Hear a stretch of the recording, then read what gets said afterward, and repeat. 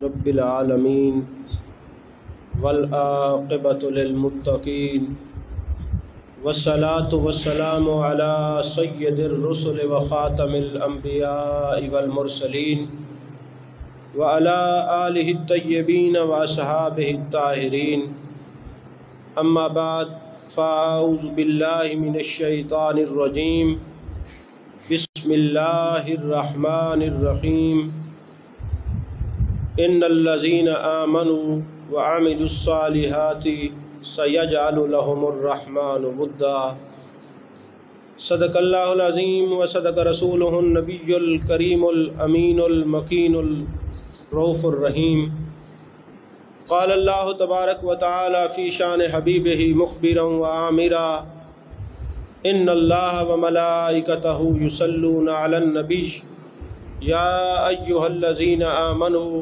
صلوا علیہ وسلموا تسلیما اللہم صلی علی سیدنا و مولانا محمد وعلی آل سیدنا و مولانا محمد وبارک وسلم وصلی علیہ صلاة و سلاما علیک یا رسول اللہ وعلی آلک و صحابک یا حبیب اللہ۔ تمام تعریفیں اللہ تبارک و تعالیٰ کے لیے ہیں جو خالق کائنات بھی ہے، مالک ششجہات بھی، جو احد بھی ہے، صمد بھی ہے، جس کی شان لم یلد بھی ہے ولم یولد بھی۔ لا تعداد عطیہ درود و سلام بارگاہ سید الانام، شفیع رحمت، والی امت، شاہ خوباں، جان جانا، شہنشاہ حسینہ، سید سروراں، سیاہ لا مکاں، تتیمہ دوراں، سرخیل زہرہ جمالاں، رازدان ماؤہا، شاہد ما تغا، صاحب علم نشرہ، معصوم آمنہ، احمد مجتبہ حضرت محمد مصطفیٰ صلی اللہ علیہ وآلہ وصحبہ وبارک وسلم کی دربار ناز میں اپنی عقیدتوں، ارادتوں، محبتوں کا خراج پیش کرنے کے بعد عزیزان محترم، ہمارے جد اعلیٰ، مور سے اعلیٰ، سلسلہ عالیہ نقیبیہ کے بانی سیدنا جلال الدین خواجہ خواجگان خواجہ فقیر صوفی محمد نقیب اللہ شاہ رحمۃ اللہ علیہ کی یاد کا یہ پروگرام ہے۔ آپ حضرات جانتے ہیں آپ کا یہ 28واں عرس مبارک بڑے زور شور سے نقیبیوں کو فیضان نقیب عطا کر رہا ہے۔ ہمیں بھی وہاں ہونا چاہیے تھا۔ یقیناً آپ کے ذہنوں میں یہ سوال پیدا ہو رہا ہوگا، ہونا چاہیے تھا، لیکن یہ جو جمعۃ المبارک اور یہ دینی معاملات ہیں، یہ بھی انہی کی لگائی ہوئی ڈیوٹی ہے، اس سے وہ زیادہ خوش ہوتے ہیں۔ انشاءاللہ حاضری دیں گے۔ آج ہم نے جانا ہے نقیب آباد شریف، اپنے شیخ کریم حضرت خواجہ خواجگان حضرت خواجہ فقیر صوفی محمد نقیب اللہ شاہ رحمۃ اللہ علیہ کی بارگاہ میں اپنی حاضری لگوانے کے لیے اور ان کی قدم بوسی کے لیے۔ آپ حضرات جانتے ہیں کہ ہمارے ناموں کے ساتھ لفظ نقیبی لگتا ہے، ہماری پہچان لفظ نقیبی ہے۔ آج اس ہستی کا ذکر کرنے لگے ہیں، اس ہستی کو موضوع سخن بنا رہے ہیں جن کی وجہ سے ہم نقیبی کہلاتے ہیں۔ اس تعارف سے پہلے ایک بات یاد رکھیں، کتب تصوف کے اندر یہ بات لکھی ہوئی ہے، آخر یہ اللہ والوں کے چہرے اس طرح کیوں ہوتے ہیں کہ لوگ ان کو محبت سے جتنا تکتے رہتے ہیں پھر بھی ان کی محبت کی پیاس نہیں بجھتی؟ اس کا سبب کیا ہے؟ ان کے چہروں کو دیکھ کر سلوک اور تصوف کی منازل طے کیوں ہو جاتی ہیں؟ آخر سبب کیا ہے کہ قرآن میں اللہ نے فرمایا وَمَن يُضْلِلْ فَلَن تَجِدَ لَهُ وَلِيًّا مُرْشِدًا، میں جب کسی کو گمراہ کرتا ہوں نہ کسی ولی کے نزدیک جانے دیتا ہوں نہ کسی مرشد کے نزدیک جانے دیتا ہوں۔ یعنی یہ قرآن پاک ہے، سورہ کہف ہے کہ جب میں کسی کو گمراہ کرتا ہوں نہ ولی کے نزدیک جانے دیتا ہوں نہ مرشد کے، تو جب ہدایت دیتا ہوں تو پھر ولی کے پاس بھی بھیج دیتا ہوں، مرشد کے پاس بھی بھیج دیتا ہوں۔ اگر کوئی کہے کہ ہم اولیاء کے پاس نہیں جاتے تو میں کہتا ہوں قرآن گواہ ہے آپ کو وہ جانے نہیں دیتا، اگر وہ جانے دیتا تو آپ جاتے، تو ادھر جانا اپنی مرضی سے نہیں ہے، یہ بھیجنا خدا کی مرضی سے ہے، بلانا ولی اللہ کی مرضی سے ہوتا ہے۔ تو جنید بغدادی سے سوال ہوا حضور والا، یہ کون سی قریہ کے لوگ ہیں، یہ کون سی بستی کے لوگ ہیں، یہ کون سی وادی کے لوگ ہیں، ان کو دیکھنے سے محبتیں زیادہ جنم لیتی ہیں، نظریں بھرتی نہیں ہیں، دل جو ہے دیکھے بغیر رہ نہیں پاتا۔ کہنے لگے بات دراصل یہ ہے کہ جب کوئی کسی سلسلے میں آتا ہے، کسی شجرے میں اس کا نام لکھا جاتا ہے، پھر شجرے والے سارے ولیوں کی نظر اس کے چہرے پر ہوتی ہے، ان کے مرشد کی نگاہ ان کے چہرے پر ہوتی ہے، تم سے بہتر لوگوں نے اس کے چہرے کو دیکھا ہوتا ہے، اب اللہ قانون بنا دیتا ہے کہ یہ جو میرا بندہ ہے جس کو بہتر لوگوں نے دیکھا ہے، اب تم بھی دیکھو تاکہ تم بھی بہتر ہو جاؤ۔ یہ بات میں نے بہت بڑی کی ہے، پتہ نہیں آپ کو کتنا سمجھ آئی ہے، آپ کس تک پہنچ سکے ہیں کہ نہیں۔ اس کو میں یوں عرض کر دیتا ہوں، اللہ نے فرمایا انی جاعل فی الارض خلیفہ، میں زمین پر نائب بنانے والا ہوں، تو خدا کا فیض تو خلیفے سے چلا ہے نا، خدا کا فیض خلیفے سے چلا ہے۔ ارے یہ لفظ خلیفہ اپنے اندر کوئی معنی اور اسرار و رموز رکھتا ہے کہ جب ہم غور کریں تو یہ خلافت ہی سے ہمیں فیض نظر کیوں آتا ہے۔ میں نے کہا چلیں قبلہ عالم کی خدمت میں عرض کرتے ہیں، حضور والا آپ کو فیض کہاں سے ملا؟ انہوں نے کہا مجھے فخر جہاں دہلوی نے خلافت دی تو فیض ملا۔ حضرت قبلہ عالم آپ کو تو فیض ملا فخر جہاں سے، تو فیض ملتا ہے خلافت سے، تو فخر جہاں دہلوی نے آپ کو خلیفہ بنایا۔ اے شاہ سلیمان توسوی آپ کو کس نے خلافت دی؟ کیا آپ نے اپنے ابا جی سے فیض لیا ہے؟ کہتے نہیں میں نے قبلہ عالم سے فیض لیا ہے۔ نہیں سمجھا؟ تو میں نے قبلہ عالم سے فیض لیا ہے۔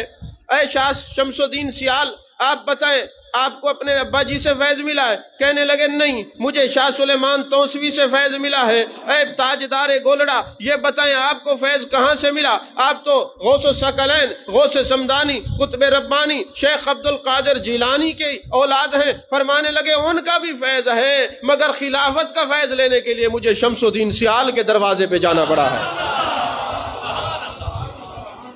تو میں نے کہا سوال پیدا یہ ہوتا ہے حضور والا کہ بندہ تو پیدائشی رب کا خلیفہ ہے۔ کئی خلیفے رب کے قبرستان چلے گئے، کوئی قبر پہ جاتا نہیں، گھنٹہ دو کے بعد تدفین کے بعد محسوس نہیں ہوتا قبر کس کی ہے۔ قبلہ عالم تم خلافت دو قبر روشن ہو جائے،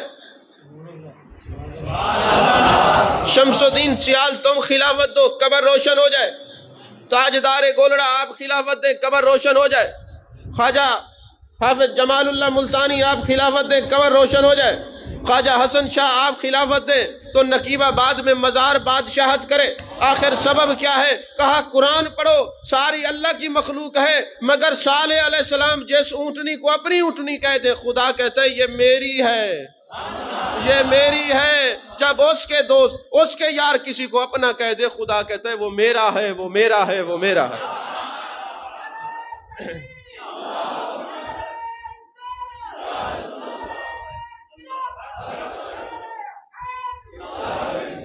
میں ہوش و حواس اپنے اس بات پہ کھو بیٹھا، میں ہوش و حواس اپنے اس بات پہ کھو بیٹھا، ہنس کر جو کہا تم نے آیا میرا دیوانہ۔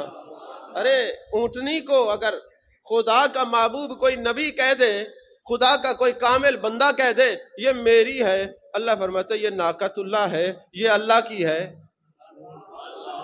باقی اونٹنیاں اللہ کی نہیں ہیں، ساری ہیں، فرمایا ساری ہیں، لیکن جب اللہ اور ولی اللہ کسی کو ایک کہہ دیتے ہیں پھر ان کی زندگی بھی سب سے جدا ہو جاتی ہے، ان کی قبر بھی سب سے جدا ہو جاتی ہے۔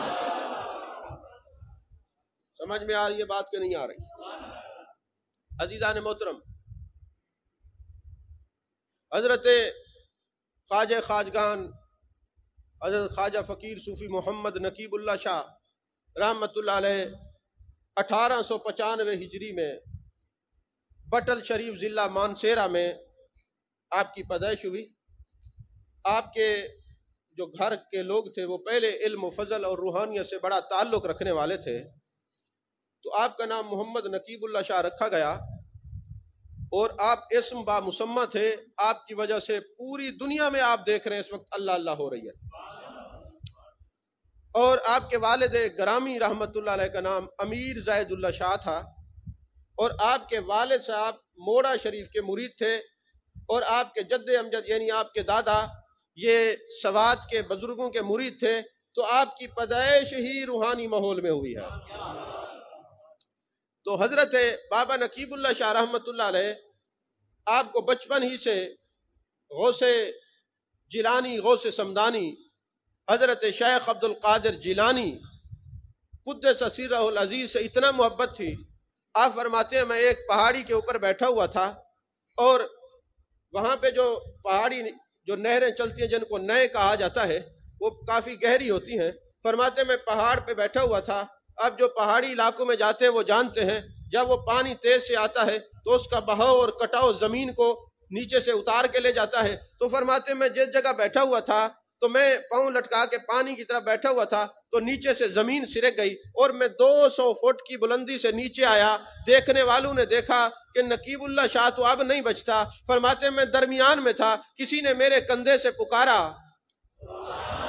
اور مجھے سیدھا کھڑا کر دیا، اور جب مجھے سیدھا کھڑا کر دیا تو مجھے پتا چلا وہ کوئی اور نہیں تھے، وہ غوث سمدانی تھے، وہ قطب ربانی تھے، وہ سیاح لا مکانی تھے، وہ حضرت غوث سمدانی شیخ عبد القادر جیلانی تھے۔ فرماتے ہیں الہی خیر گردانی بحق کے شاہ جیلانی کا جو راز ہے یہ تو مرشد کے دامن سے بعد میں ملا ہے، اس کا اسرار میں پہلے پا چکا تھا بچپن سے۔ تو حضرت شیخ عبد القادر جیلانی کی نظر جس پر ہو اس کو کہتے ہیں نقیب اللہ شاہ۔ جن سے بچپن سے جن کی زندگی کی حفاظت کرنے والے غوث الثقلین ہوں وہ میرا پیر ہے۔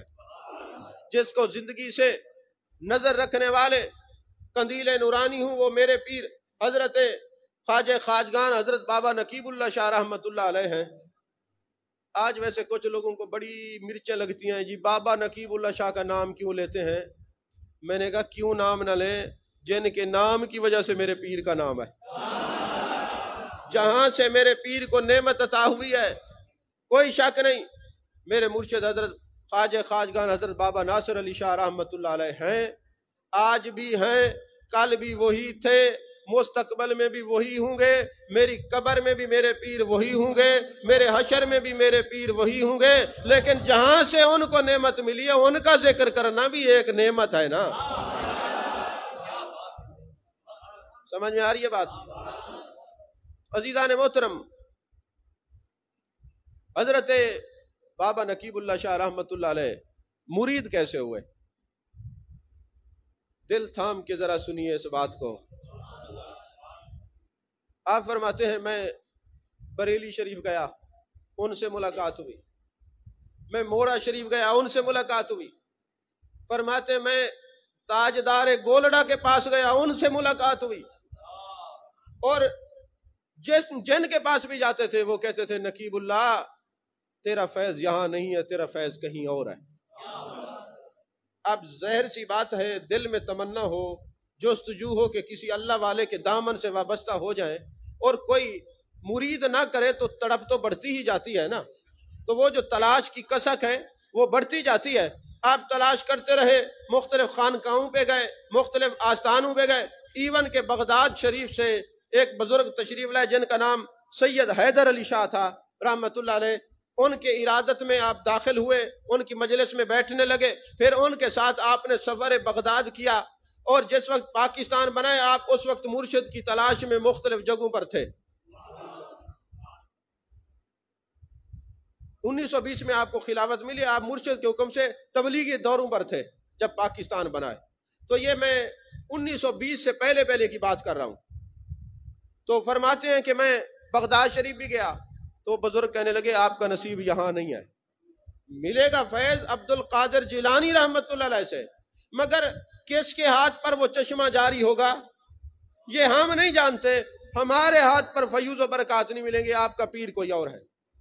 فرماتے ہیں کافی آستانوں پر حاضری دی تو وقت گزرتا گیا، ایسا ہوا کہ ایک مرتبہ کوئٹہ کے اندر بہت زیادہ زلزلہ آیا، اور آپ چونکہ فوج میں تھے، فرماتے میری پوری فوج جو تھی، پوری یونٹ، وہ نقل مکانی کر کے کوئٹہ سے بریلی شریف چلی گئی، اعلیٰ حضرت کے شہر میں۔ یہاں میں یہ بھی عرض کر دوں کہ ہمارے شجرے کے اندر جو شہنشاہ نبی رضا خان صاحب رحمت اللہ علیہ ہیں، وہ اعلیٰ حضرت کے خالہ زاد بھائی ہیں،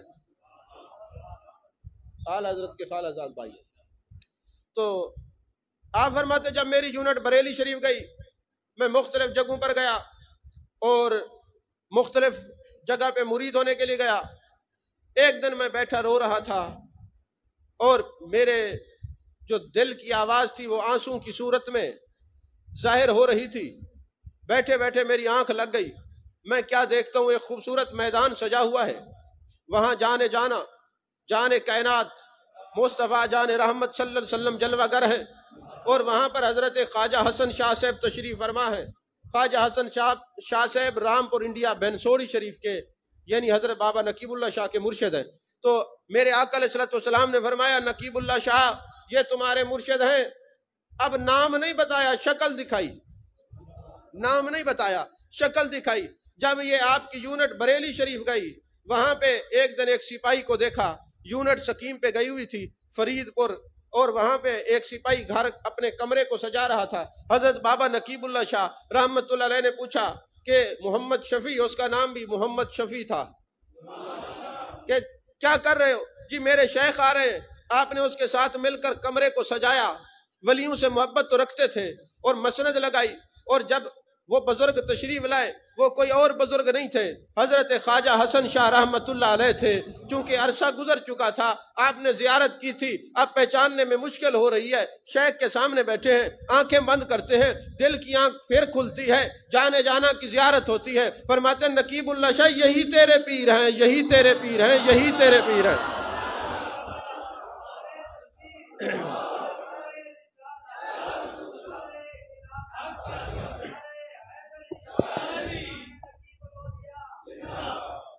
یہی تیرے پیر ہیں۔ پھر آپ جب آگے بڑھتے ہیں، خواجہ حسن شاہ سے مسکراتے ہیں، کھڑے ہو جاتے ہیں، سینے سے لگاتے ہیں۔ لگتا یوں تھا پیر کو بھی حکم ملا آپ کا مرید ہے، اور مرید کو تو حکم مل ہی رہا تھا آپ کے پیر ہیں۔ شیخ نے سینے سے لگایا اور فرمایا نقیب اللہ بڑا عرصہ گزار دیا تو ہم تو تیرے انتظار میں تھے، جانے جانا نے، جانے کائنات صلی اللہ علیہ وسلم نے ہمیں حکم دیا تھا یہ آپ کا مرید ہے، آپ کو تو تلاش کر رہے تھے۔ دیکھیں کتنے فخر کی بات ہے، آج آپ جانتے ہیں کہ الابریز کے اندر عبدالعزیز الدباغ رحمت اللہ علیہ نے یہ بات لکھی ہے کہ جس آدمی کو، مومن کو نبی پاک صلی اللہ علیہ وسلم کی زیارت نصیب ہو جاتی ہے، اس کے 2999 درجے ولایت کے طے ہو جاتے ہیں۔ تو میرے آقا نے زیارت کرائی، ولایت کی منزلیں طے کرا کے پھر ولی کے ہاتھ میں ہاتھ دینے کا حکم فرمایا ہے۔ یہی وجہ ہے کہ آج یورپ کے اندر بابا نقیب اللہ شاہ رحمت اللہ علیہ کی تصویر دیکھ کر انگریز مسلمان ہو رہے ہیں، عیسائی مسلمان ہو رہے ہیں، دوسرے طبقات مسلمان ہو رہے ہیں۔ اس کا سبب کیا ہے؟ ارے بابا نقیب اللہ شاہ کا چہرہ وہ ہے جن کو ودھا کے چہرے والے نبی نے دیکھا ہے، نظر ڈالی ہے، اب جو ان کے چہرے کو دیکھتا ہے سلوک کی منازل طے ہو جاتی ہے، سلوک کی منازل طے ہو جاتی ہیں۔ ہم جتنا اپنی خوش قسمتی پر ناز کریں، ہمیں اپنے مقدر پہ رشک آتا ہے، ارے مجھے بھی تو کسی نے مرید کروایا ہوگا، آپ کو بھی کسی نے مرید کروایا ہوگا۔ ہم جس پیر کے مرید ہیں اس کو کسی اور نے نہیں، امام الانبیاء نے مرید کروایا ہے، ان کو جانے جانا نے مرید کروایا ہے، جانے کائنات نے مرید کروایا ہے، مصطفیٰ جان رحمت صلی اللہ علیہ وسلم نے مرید کروایا ہے۔ یہی وجہ ہے نظر بھی ڈالی ہے، اور پھر غوث پاک کی نظر بھی ہو، مدینے والے تاجدار کی نظر بھی ہو، بغداد والے جو ہے وہ میرے آقا کے یار کی نظر بھی ہو، اور نجف والے مولا علی کی نظر بھی ہو۔ جب اتنی نظروں نے ایک شخصیت کو دیکھا جس کا نام نقیب اللہ شاہ ہے، پھر جو جو محبت سے اس کو دیکھتا گیا ولایت کے درجے طے کرتا گیا۔ کسی نے آپ سے پوچھا نا حضور والا یہ بتائیں آپ کے اتنے مرید ہیں آپ کو کیسے پتہ چلتا ہے کہ وہ تکلیف میں ہیں؟ تو آپ نے فرمایا بتاؤ تمہارے سر پہ کتنے بال ہیں؟ گنتی میں آتے ہیں کہ جی نہیں آتے۔ اگر ایک بال پکڑ کے کھینچو تکلیف تو جسم کو ہوتی ہے نا، تو یہی پیر اور مرید کا معاملہ ہوتا ہے۔ اگرچہ گنتی میں نام بھی ہوں، جب تکلیف میں ہوں تو شیخ ہو تو محسوس کر سکتا ہے۔ شیخ ہو نا، دل پہ نظر ہو، جیب والا شیخ نہیں، جیب پہ نظر ہو۔ مرید کی جیب میں پیسے کتنے، ایسے کی بات نہیں کر رہا میں، بابا نقیب اللہ شاہ کی بات کر رہا ہوں۔ سمجھ میں آ رہی ہے بات؟ تو فیض کہاں سے چلتا ہے؟ خلافت سے۔ اب جتنے بزرگ میں نے اشارہ دیا، بڑی بات کہہ دی ہے، اللہ کرے آپ کو سمجھ میں آ جائے، اللہ کرے آپ کو سمجھ میں آ جائے۔ ہے ویسے بڑی مشکل، کیونکہ وعلیکم السلام، آپ لوگوں کو سمجھانا اور اونٹ کو رکشے میں بٹھانا برابر ہے، لیکن اب تو آپ لوگ اتنے سمجھدار ہو گئے کہ لوگوں نے اونٹ بٹھائے ہوئے رکشے پہ، اب تو آپ کو پریشان ہونے کی ضرورت ہی نہیں ہے، پتہ چل جاتا ہے کہ آپ ماشاءاللہ وہ کام کر سکتے ہیں۔ اچھا، پھر جب خواجہ حسن شاہ صاحب رحمۃ اللہ علیہ کی زیارت ہوئی تو آپ بھاگ کے گئے اور 25 کلو کا بہت بڑا ٹوکرا جلیبیوں کا اٹھا کے اپنے شیخ کی خدمت میں آئے۔ ہماری تو کوشش ہوتی ہے کہ جب ہم مرید ہوں تو پیر صاحب جو گٹی لگائیں وہ بھی خود مٹھائی منگوائیں، لیکن جب میرے پیر صاحب گئے نا تو 25 کلو کا ٹوکرا اٹھا کے جب گئے نا تو ایک بندہ ساتھ بیٹھا ہوا تھا، اس نے کہا سائیں اتنی ساری مٹھائی لے کے آئے ہیں ٹوکرا بھر کے۔ خواجہ حسن شاہ صاحب نے فرمایا اگر یہ ٹوکرا بھر کے آیا ہے تو ٹوکرا بھر کے لے کے جائے گا نا، ٹوکرا بھر کے لایا ہے تو ٹوکرا بھر کے لائے گا۔ اور پھر فرمایا سب کو جو کچھ ہمارے پاس ہے بھی اسی کا، ہے بھی اسی کا۔ عزیزان محترم، میں اس بات کا کبھی انکار نہیں کرتا کہ اولاد کے پاس فیض نہیں ہوتا، خدا کی قسم ہوتا ہے، مگر باپ مولا علی ہو، بیٹا حضرت امام حسن مجتبیٰ ہو، بیٹا حضرت امام حسین پاک ہو، فیض ہوتا ہے۔ لیکن جو خلافت کا فیض ہے وہ خلافت سے ہی ملے گا۔ سمجھ میں آ رہی ہے بات کہ نہیں آ رہی؟ عزیزان محترم، ورنہ آپ گنتی شروع کر دیں، آج آپ کاپی پینسل بنائیں، اس کے اوپر لکھیں حضرت خواجہ عثمان ہارونی، پیر کا نام تو ہے حاجی شریف، ابے کا اور اولاد کا نام آپ کو نہیں نظر آئے گا، اولاد نام تو ہے لیکن فیض کی طرف سے کہہ رہا ہوں، جو بات میں کہہ رہا ہوں اس کو سمجھو، میں کسی پہ تنقید نہیں کر رہا، میں تمہیں ایک اندھی دلدل سے، بلائنڈ فیتھ سے اور جہالت کی گندگی اور ڈھیر سے نکال رہا ہوں، بات کو سمجھیں۔ بھئی میں نے ابھی کہنا تو بہت کچھ ہے، کہنا بھی چاہتا ہوں، لیکن یہ ہمارے بزرگوں نے کہا ہے آپ نے کچھ نہیں کہنا، میں نے کہا چلو کچھ نہیں کہتا، ہم کوئی اکڑ کے تھوڑی بیٹھنے والے، جب بزرگ کہہ دے تو پھر خاموشی بھی اختیار کرنی پڑتی، لیکن بات جو میں کہہ رہا ہوں اس کو سمجھیں۔ آپ ایسا کاپی پینسل بنا لیں، اے خواجہ عثمان ہارونی، آپ کے ابا جی تو ہیں، اولاد بھی ہے، لیکن نام نہیں ہے۔ انہوں نے کہا فیض خلافت سے ملتا ہے، جن سے فیض ملا ان کا تو نام ہے نا شجرے میں، ان کا تو نام ہے۔ اے خواجہ معین الدین چشتی اجمیری رحمت اللہ علیہ، جو کچھ ہم ڈھونڈتے ہیں یا دیکھ رہے ہیں ارد گرد، آپ کیا فرماتے ہیں؟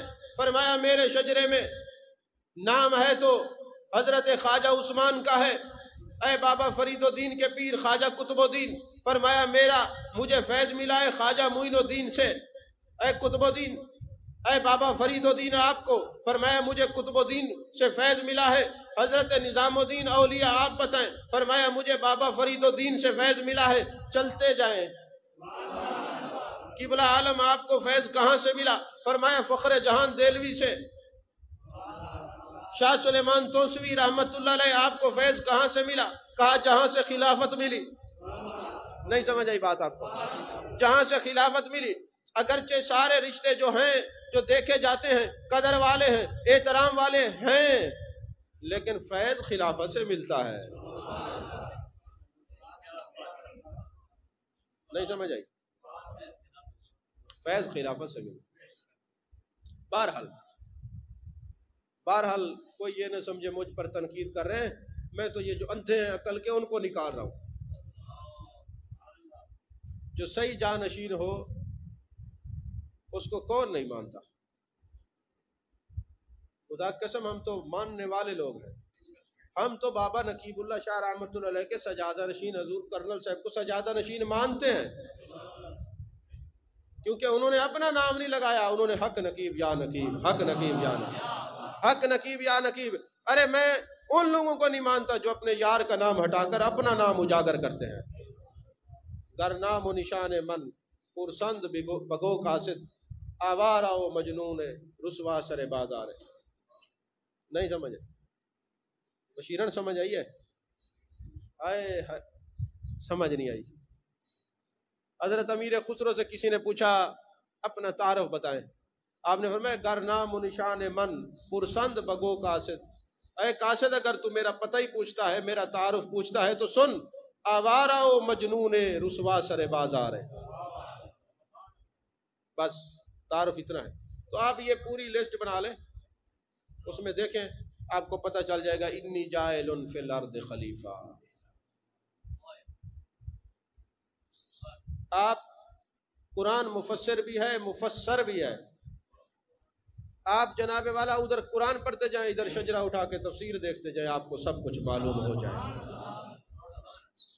کئی لوگوں کے سر سے اوپر گزر رہی ہیں میری باتیں، میں کیا کہہ رہا ہوں، لیکن میں ابھی کچھ کہنا بھی نہیں چاہتا. جو بتا رہا ہوں وہ موضوع ہی بابا نقیب اللہ شاہ ہے رحمۃ اللہ.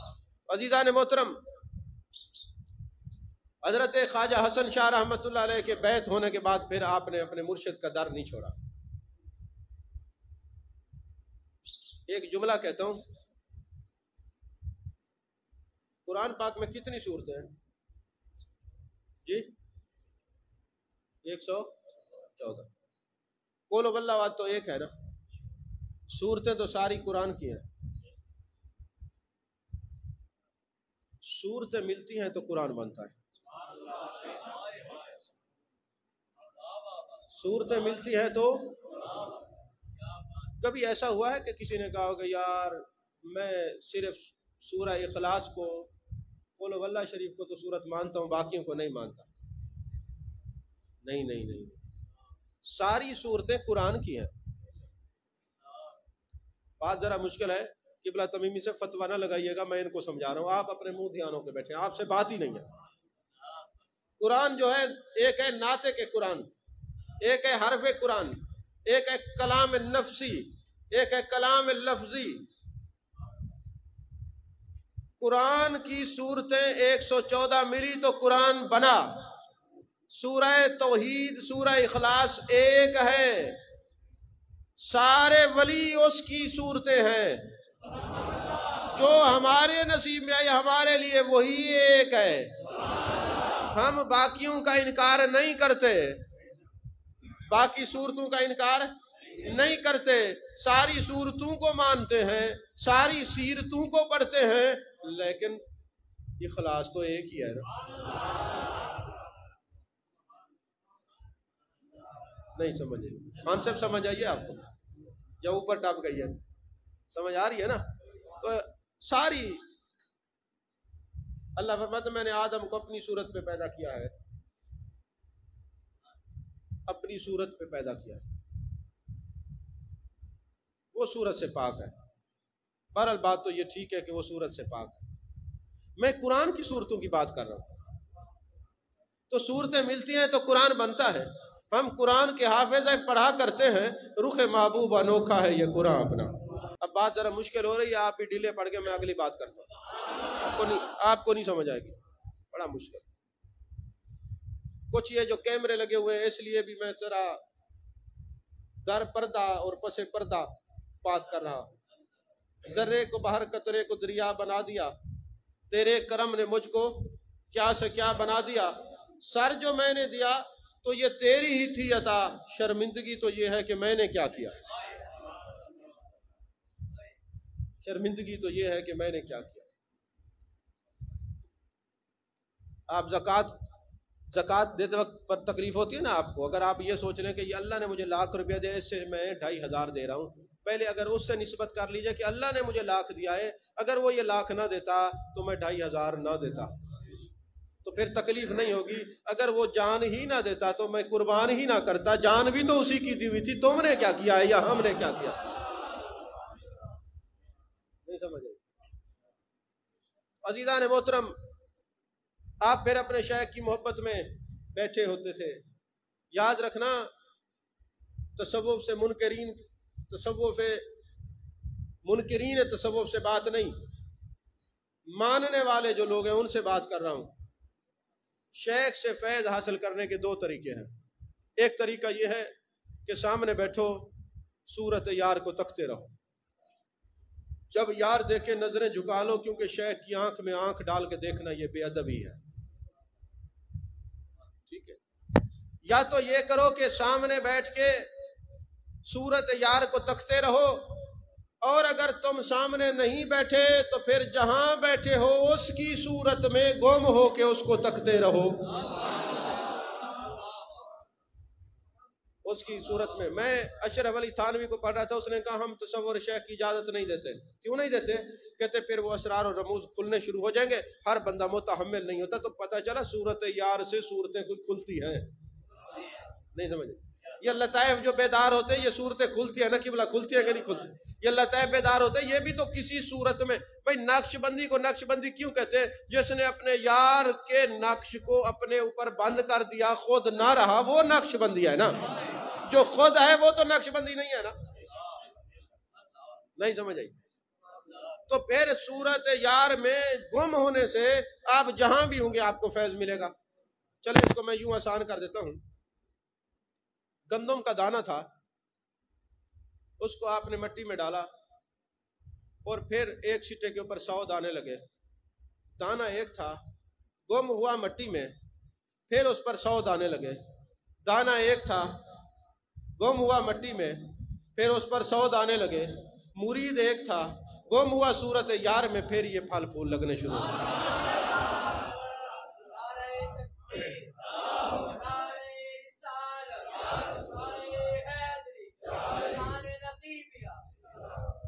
سمجھ میں آ رہی ہے بات؟ اچھا، پھر شیخ نے حکم دیا حضرت خواجہ حسن شاہ صاحب نے کہ فلاں مزار پہ جائیں، مراقبہ کریں، لیکن یاد رکھنا دیکھنا اپنے یار کو ہے، جہاں بھی جائیں دیکھنا اپنے یار کو ہے۔ یاد رکھیں، اللہ والوں کی زیارت کو جائیں، جہاں بھی جائیں اپنے یار کو دیکھیں۔ آپ مٹی جائیں گے، سونا بن کے آئیں گے۔ اگر آپ نے تفریق کی یہ دوئی کے چکر میں پڑے، پھر آپ سونا جائیں گے، مٹی بن کے آئیں گے۔ یہ یاد رکھیں، اس کو دیکھنا ہے، اپنے یار کو دیکھنا ہے، اپنے یار کو دیکھنا ہے، کسی اور کو نہیں دیکھنا۔ آپ مزار پہ بیٹھے ہوئے تھے، بیٹھے نا، آپ کی آنکھ لگ گئی۔ جب آنکھ لگی نا، جیسے ہی آنکھ لگی، خواجہ حسن شاہ صاحب کا دیدار ہوا۔ فرمایا نقیب اللہ شاہ، آپ کو تو بھیجا گیا تھا کہ آپ مراقبہ کریں، آپ سو رہے ہیں، جو 10 دن کا وظیفہ بتایا تھا پھر شروع سے کریں۔ حضرت بابا نقیب اللہ شاہ رحمت اللہ علیہ نے مرچیں کاٹ کے نا سرخ، وہ اپنی جیب میں رکھتے، جب شیخ کی بارگاہ میں جاتے تو زبان کے نیچے رکھ لیتے تاکہ شیخ کے سامنے مجھے نیند نہ آئے، میں بیدار رہوں۔ حضرت نظام الدین اولیاء کی مجلس میں ایک شخص بیٹھا تھا، کوئی بات کرنے لگا، آپ نے فرمایا خاموش۔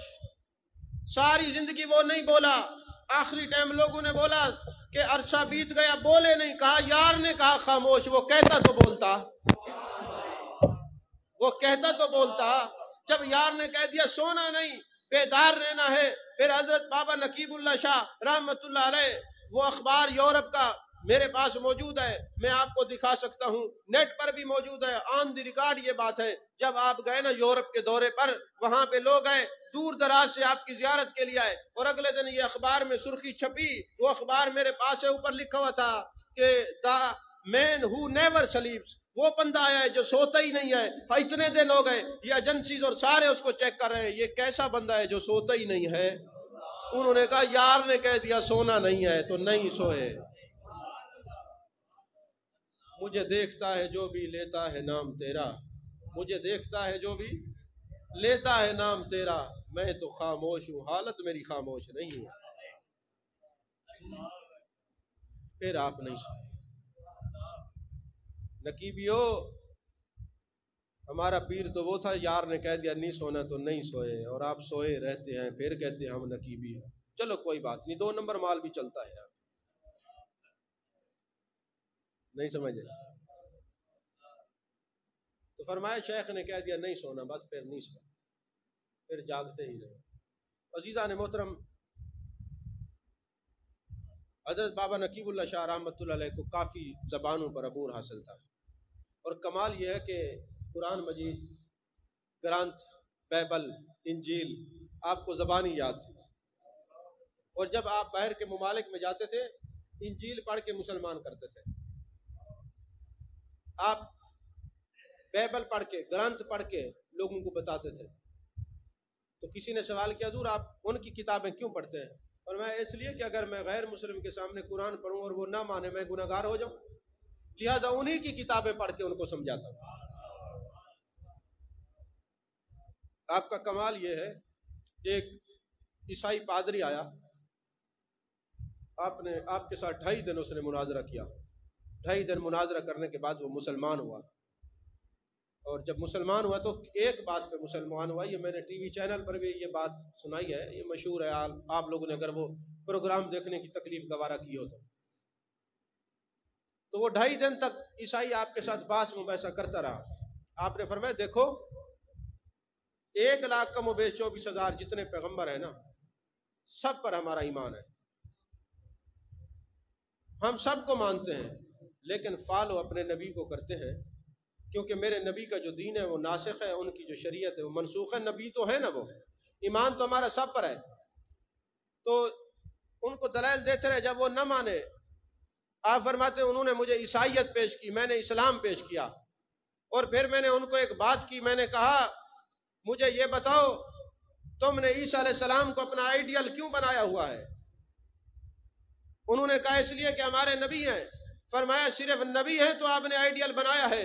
ارے ہمارے نبی بھی ہیں، اور ہمارے آئیڈیل اس لیے ہیں کہ جو ضرورت مند ہوتا ہے وہ دیوانہ ہوتا ہے۔ ارے ہمارا نبی وہ ہے عالم ارواح سے لے کر دنیا میں آ کر، قبر میں، حشر میں، مقام میزان پر، پل صراط پر، پھر ہاتھ پکڑ کے دوبارہ جنت میں لے جانے تک محبوب ہمارا ساتھ نہیں چھوڑتے، اس لیے ہم نے اپنے نبی کو اپنا آئیڈیل بنایا ہوا ہے۔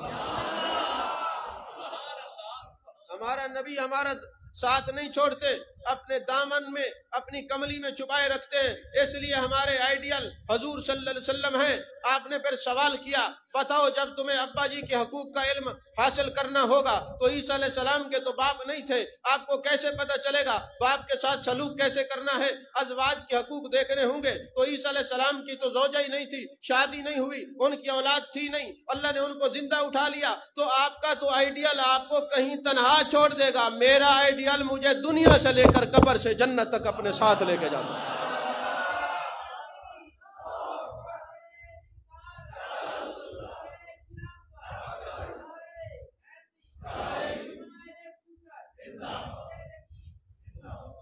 سمجھ میں آ رہی ہے بات؟ نیندرائی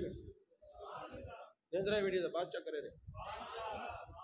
میں تو تمہیں بتانا چاہتا ہوں کہ یہ جو لفظ نقیبی ہے اس کی برکت کیا ہے، کیونکہ جس شیخ کو سرکار نے دیکھا ہو، توجہ کی ہو، غوث الثقلین نے توجہ کی ہو، پھر آپ فرماتے تھے ہمارے مریدوں کو جن نہیں چمٹتے، اور ہم نے دیکھا ہے چمٹتے بھی نہیں ہیں، یہ تو چمٹ جاتے ہیں، ان کو جن نہیں چمٹتے۔ جو آپ کے سلسلے میں مرید ان کو جن نہیں چمٹتے، جو چمٹتے ہیں تو وہ پاک نہیں رہتے، جو پاک رہتے ہیں ان کو جن چمٹتے ہی نہیں ہیں۔ ہاں جی، یہ ذہن نشین رکھیں۔ تو ہم ہیں نقیبی لیکن ہیں قادری۔ کیا ہیں؟ یعنی آپ ہیں تو آدمی نا، یہ بات میں قوموں میں تو بعد میں تقسیم، اصل تو کیا ہیں؟ آدمی ہیں، ہم اصل میں قادری ہیں۔ ہم کیا ہیں؟ قادری ہیں۔ اور نقیبی اس لیے کہتے ہیں کہ جن کو میرے مصطفیٰ نے دیکھا ہو ہم کیوں نہ دیکھیں، جن کو غوث اعظم نے دیکھا ہو ہم کیوں نہ دیکھیں، جن کا نام لے کے میرے آقا نے فرمایا او نقیب اللہ یہ تمہارے پیر ہیں، ہم ان کا نام اپنے نام سے کیوں نہ لگائیں۔ سمجھ میں آ رہی ہے بات؟ عزیزان محترم، جب آپ نقیب آباد شریف تشریف لائے نا، اچھا کمال یہ دیکھیں، آپ کے شیخ نے اور ایک مجھے آپ کے جید صوفی نے بتایا کہ سرکار دو عالم صلی اللہ علیہ وسلم نے آپ کو بھلو شہر میں بھیجا تھا. یہ نقیب آباد کا نام اصل بھلو ہے. اچھا وہاں لوگ آپ کو زمین نہیں خریدنے دیتے تھے، پھر آپ کے ایک مرید رحیم یار خان کے صوفی نور محمد صاحب، ان کو یہ سرکاری طور پہ الاٹ ہو گئی یہ جگہ، انہوں نے اپنے شیخ کی خدمت میں پیش کر دی. اور جس وقت آپ وہاں پر گئے نا تو سامنے جو لوگ تھے وہ بڑے آپ کے مخالف تھے. اب یہ لطیفہ بھی ہے بڑا کمال کا، تو وہ جو مولوی صاحب تھے نا مسجد کے، وہ دوسرے تھے، وہ اب سپیکر کھول لیں اور گالیاں دینے شروع کر دیں. ایک دن ایسا ہوا کہ ان کی جو گائے تھی نا وہ دودھ نہیں دیتی تھی، تو اس کی بیگم نے کہا جا یہ جو بابا آیا ہے نا بابا نقیب اللہ شاہ، اسے دم کرا کے لیا. اب وہ جب آیا نا آٹا لے کر تو آپ نے فرمایا کیا بات ہے؟ اس نے کہا حضور گائے دودھ نہیں دیتی اور یہ نہیں دیتی اور فلاں نہیں کرتی اور ٹانگیں مارتی اور دودھ نہیں دونے دیتی. آپ نے فرمایا جاؤ اس کو کہو نقیب اللہ شاہ کہہ رہے ہیں ہم تمہیں چارہ ڈالتے ہیں، کھلاتے پلاتے ہیں، اور پھر تو خیانت کرتی ہے، ایسا نہ ہو تیرا حشر اسی کے ساتھ ہو. اب یہ صوفی کی اپنی توجہ کی بات ہے. اب جب وہ گیا نا اس نے ڈنڈا اٹھا لیا، بیگم کو کہا تو نے کہا تھا وہاں کے مر رہے ہیں، آنکھ تو صحیح کہہ تو صحیح. جب انٹرنیشنل مجبوری سامنے آئی، گورنمنٹ نے ڈنڈا چڑھایا، اس نے کہہ دیا کہ جی بابا نقیب اللہ شاہ کہہ رہے ہیں ہم تجھے چارہ ڈالتے ہیں، گھاس ڈالتے ہیں، کھلاتے پلاتے، پھر تو ایسا کرتی ہے، کہیں اسی کے ساتھ نہ تیرا حشر ہو جائے، اسی کے ساتھ حشر نہ ہو جائے. تو گائے نے دودھ دینا شروع کر دیا، گائے نے دودھ دینا شروع کر دیا. انہوں نے کہا جب ان کی بات جانور ہی مانتے ہم کیوں نہ مانے. وہ سارے مرید ہو گئے. اب بھی لنگر میں انہی کے گھر سے دودھ آتا ہے. اور سمجھ میں آ رہی ہے بات کہ نہیں آ رہی؟ ویسے میں ایک تصوف کی کتاب پڑھ رہا تھا تو مجھے یہ بھی جواب مل گیا کہ بابا جی نے یہ کیوں فرمایا کہ اس کے ساتھ تیرا حشر ہوگا. اس وقت تو وہ گستاخ تھا نا اولیاء کا اور دوسرے اس میں جو تھا. تو میں نے تصوف کی کتاب پڑھی، سویرے سویرے جب جانور اٹھتے ہیں نا سب سے پہلے جناب یہ بیل کہتا ہے اے اللہ تیرا شکر ہے تو نے مجھے بیل بنایا، کہیں گدھا نہیں بنایا. گدھا کہتا ہے اللہ تیرا شکر ہے مجھے گدھا بنایا ہے، کہیں مجھے خنزیر نہیں بنایا. اور خنزیر کہتا ہے اللہ تیرا شکر ہے میں جانور ہوں، خسیس ہوں، سب کچھ ہوں، لیکن مجھے گستاخ رسول نہیں بنایا. سمجھ آ رہی ہے؟ ان کے ساتھ تو اللہ کرے کسی کا حشر نہ. ایک بزرگ خواجہ حسن بصری فرماتے میں ایک قبرستان سے گزرا تو میں نے دیکھا عالم کشف میں کہ وہاں پہ سارے کالی داڑیوں والوں کی قبریں تھیں، کالی داڑیاں تھیں، نوجوان تھے. جب میں سفر کر کے آیا تو میں نے دیکھا کہ وہاں پر جتنے لوگ دفن ہیں سب کا سر بھی سفید ہو چکا ہے، داڑھی بھی سفید ہو چکی ہے. میں نے پوچھا کیا بات ہے؟ انہوں نے کہا ایک بد مذہب گستاخ اس قبرستان میں جہنم نے پھونک ماری ہے، اس کی وجہ سے ہمارا سر بھی سفید ہو گیا ہے، داڑھی بھی سفید ہو گئی ہے. اسی لیے ہمارے بزرگ یہ دعا کرتے تھے اے اللہ ہمارا اٹھنا بیٹھنا کھانا پینا نیکوں کے ساتھ ہو، ہماری قبر بھی نیکوں کے ساتھ ہو.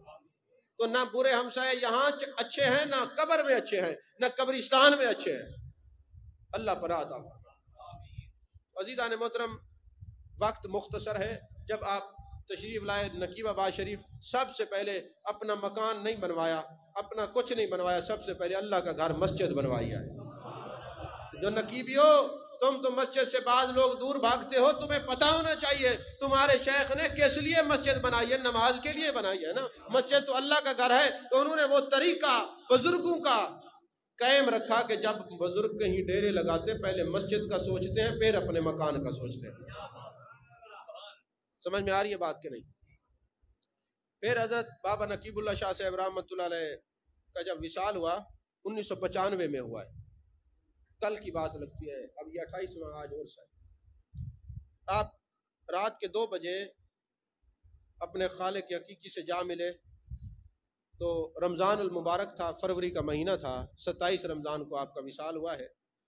اور آپ کی جو نماز جنازہ پڑھانے کی سعادت ہے وہ جامعہ حنفیہ قصور کے جو بہت بڑے عالم ہیں حضرت جانتے ہوں گے مولانا مفتی محمد عبداللہ صاحب، انہوں نے آپ کا جنازہ پڑھایا ہے. اب سرکار کرنل صاحب کا وصال ہوا تو ان کے بیٹے نے پڑھایا ہے. تو آپ کی جو کرامت ہے نا آپ دیکھ سکتے ہیں، نیٹ کے اوپر بھی آپ کی وہ شب مبارک موجود ہے۔ آپ کی بعد از وصال کرامت یہ ہے کہ وصال کے بعد نا جب آپ کو غسل دے کے رکھا گیا تو آپ کی داڑھی مبارک کالی ہو گئی۔ 100 سال سے زیادہ عمر ہونے کے بعد آپ کی جو داڑھی مبارک تھی وہ کالا ہونا شروع ہو گئی، اور یہ آپ کی کرامت تھی۔ اس کا سبب کیا ہے؟ پھر آپ کے بعد میں بڑے بڑے علماء آئے، ڈاکٹر طاہر القادری صاحب بھی آئے، دوسرے لوگ بھی آئے، انہوں نے جو بھی عالم آتا نا وہ یہ کہتا کہ وہ حدیث پاک ہے نا، میرے آقا علیہ السلام نے ایک دن مزاح فرمایا ایک بڑھیا سے، ایک بڑھیا آئی، حضور دعا کریں میں جنت میں جاؤں، آپ نے فرمایا بوڑھے جنت میں نہیں جائیں گے، بوڑھے جنت میں نہیں جائیں گے، وہ رونے لگ گئی۔ تو آپ تو مزاح فرما رہے تھے، تو مزاح بھی سنت ہے بشرطے کہ کسی کی تضحیق، توہین اور تنقیص نہ ہو۔ آپ نے فرمایا تو روتی کیوں ہے؟ اللہ تبارک و تعالیٰ جوان کر کے جنت میں بھیجے گا، بوڑھے نہیں ہوں گے جنت میں۔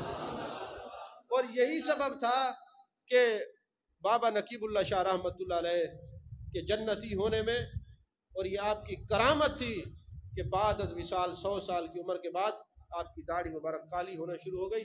وہ آپ کی شبی مبارک نیٹ پر بھی اویلیبل ہے کہ آپ کی داڑھی مبارک کالی ہے۔ تو عزیزان محترم، یہ جو اللہ والے ہیں یہ مرتے نہیں، امر ہو جاتے ہیں۔ فنا کیسی بقا کیسی جب اس کی آش نہ ٹھہرے، کبھی اس گھر میں آ نکلے کبھی اس گھر میں جا ٹھہرے۔ ہمیں اس بات پر فخر ہے کہ ہم اس سلطان الاولیاء، مرشد الاولیاء اور اتنے بڑے جید صوفی جن کو سیدنا جلال الدین کا لقب عطا ہوا ہے، جن کو دنیا خواجہ خواجگان حضرت بابا نقیب اللہ شاہ رحمۃ اللہ علیہ کے نام سے جانتی ہے۔ آپ کی یہ بھی کرامت ہے، آپ پاکستان کی کسی گاؤں میں جائیں آپ کو نقیبی ضرور ملے گا۔ آپ پاکستان کے علاوہ بابا جی پتہ نہیں کتنے ممالک کے اندر 40-45 سے زیادہ تشریف لے کے گئے، دنیا کی آخری کونے ناروے میں آپ گئے، آپ انگلش میں گفتگو فرماتے، اور نیٹ کے اوپر آپ کی کئی تفاسیر ہیں جو آپ بیان فرما رہے ہیں قرآن پاک کی، تو میں سن کے حیران ہوتا ہوں کہ وہی تفاسیر کے اندر قرآن پاک کی تفسیر اصول اور ضوابط کے ساتھ بیان کرتے ہیں۔ تو یاد رکھیں، جو ان پڑھ ہوتا ہے وہ ولی ہو نہیں سکتا، اور جو ولی ہوتا ہے اس کو سرکار ان پڑھ رہنے ہی نہیں دیتے۔ اس کی ایک مثال دے کر میں بات کو ختم کر رہا ہوں کہ توکل شاہ امبالوی رحمۃ اللہ علیہ، پیر توکل شاہ، وہ امی تھے۔ امی کا معنی یہ ہوتا ہے جس کو کسی انسان نے نہ پڑھایا ہو سکتا ہے علم نشرہ کے سینے سے علوم حاصل ہوئے، وہ تھے۔ اور بھی کئی بزرگ ہیں۔ تو توکل شاہ امبالوی کے پاس نا جب کوئی عالم جاتا نا تو آپ یہ بتا دیتے تھے کہ اس نے جو حدیث پڑھی ہے یہ حدیث ہے یا قرآن ہے، حدیث ہے یا قرآن ہے، اور پھر اگر حدیث ہے تو حدیث ہے کہیں، یہ موضوع تو نہیں ہے، من گھڑت تو نہیں ہے۔ ایک دن علماء اکٹھے ہو کے گئے اور انہوں نے کہا بھائی ہم جا کے آپ سے پوچھتے ہیں کہ آپ کو پتہ کیسے چلتا ہے؟ جب بندے گئے انہوں نے جا کے قریب سے پکڑا، حضور یہ بتائیں آپ کو پتہ کیسے چلتا ہے؟ آپ نے فرمایا ادھر آؤ، پڑھو کوئی چیز۔ جب پڑھی گئی تو انہوں نے ہاتھ رکھا تو سامنے امام الانبیاء تشریف فرما تھے، اور اللہم زد فزد دعائیں کر رہے ہیں۔ آپ نے بہت اچھا کلام پڑھا ہے، کلام الہی ایسے پڑھا ہے جیسے حق ادا کیا۔ فرمایا مجھے پتہ چل جاتا ہے، محبوب فرما رہے تو یہ قرآن ہے۔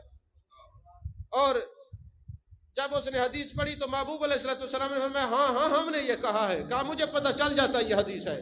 اور جب میرے آقا فرماتے ہیں نہیں یہ جھوٹ بول رہا ہے، ہم نے نہیں کہا، یہ ہماری حدیث ہے، پتہ چل جاتا ہے یہ موضوع ہے۔ کتاب کو بھی دیکھتے ہیں، صاحب کتاب کو بھی دیکھتے ہیں۔